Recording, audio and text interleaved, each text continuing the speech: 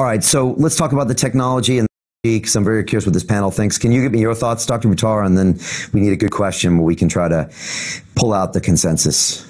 Well, regarding it's certainly, some people have said there's a conspiracy theory between COVID. Nobody's saying that, well, nobody here, no doctors are saying that causes COVID. I don't believe anybody would say that.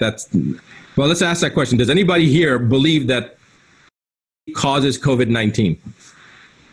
Let's take a look at hands. See that there's nobody, nobody's holding their hand up. Just hold them up if you do. I just want to get through and screen through this and just see if anyone thinks that. And that's a great baseline question just to see where we're at. Okay, so it looks like none of the doctors thinks that causes COVID-19, which is what I've heard from all the people that have come here. Okay, right. Next part.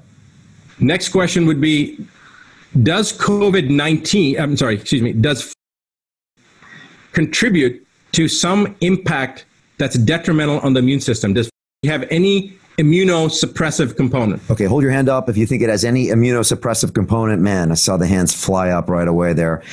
Okay, keep those hands up. This is super important. Scrolling through here, I'm seeing everybody on page 2. I'm seeing everybody on page 1 for me. And if it's for some of you guys, because of your screens, maybe you can put your hand up right in front of your face. Perfect. That's right in front of your face. If you keep those hands up.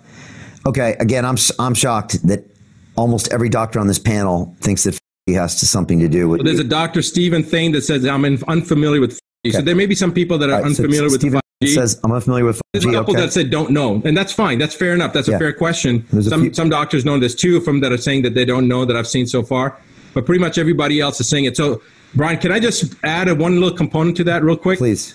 There have been over 2,000 studies done that show the detrimental effects of this new technology.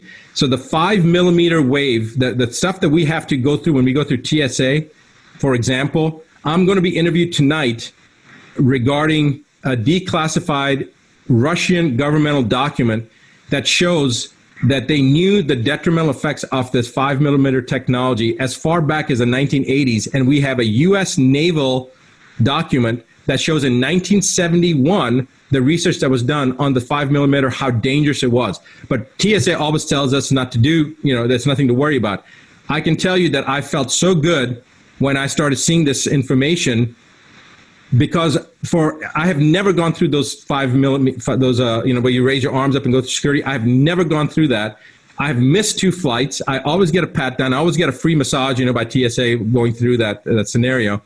But the detrimental effects of that 5 millimeter technology, and the 5 millimeter technology with the 60 gigahertz, I mean, it's very complicated, but there have been thousands of studies, 2,000 to be specific, showing the incidence of cancers, specifically cardiac cancers, adrenal cancers, neurological cancers, and also neurological implications from being exposed to the high levels of this technology. And so to kind of give you the medical aspect or the physiological aspect, the appears to disrupt the voltage-gated calcium channels in the cell membrane, allowing for an efflux of calcium into the cell, causing an increase of calcium, which then is consistent with what they call a suppression of apoptosis. So increased calcium inside a cell, intracellular calcium, actually disrupts the apoptotic cascade. So in cancer, you have a suppression of apoptosis, you have an increased proliferation of cells, of uncontrolled cellular proliferation, and these are all consistent with cancer, which explains why with the studies that have been done at 1.8 gigahertz, that's 1.8 gigahertz is equal to 1.8 billion hertz, you start seeing these cancers occur. And the rollout, when it starts coming full-fledged, will be between 30 gigahertz and 300 gigahertz, which is 30 billion to 300 billion hertz. And at 1.8 billion hertz is where the cancers have been observed. So this is a massive issue. It's basically blanketing the planet in a microwave field. And it's basically radio frequency electromagnetic fields that are being generated that are not cell resident. They are not consistent with being beneficial to the human system. They cause a problem. Now, the one thing is, if there is technology that's available that you can actually change that, where the output of the energy is the same, but it becomes cell resonant. It actually enhances the body, but those technologies are either being suppressed or they're not being talked about. So it's basically the current way the is being used has a potential for serious health implications. Now, Dr. Buttar, let me ask you a question. I mean, if so many doctors agree that the can lower your immune system, how come I can't talk about this on major platforms like YouTube and Facebook without getting banned, censored, and potentially deplatformed? I mean, they go down immediately. Here in the UK, Ofcom, the regulator of all media companies, specifically says you cannot talk about in relation to COVID-19 or anything else. Maybe you can tell me why. Maybe that's another discussion. Well, I mean, I think that's the billion-dollar question, right? When we started, not $1 million, but the billion-dollar question: why? Why do they suppress this issue with the?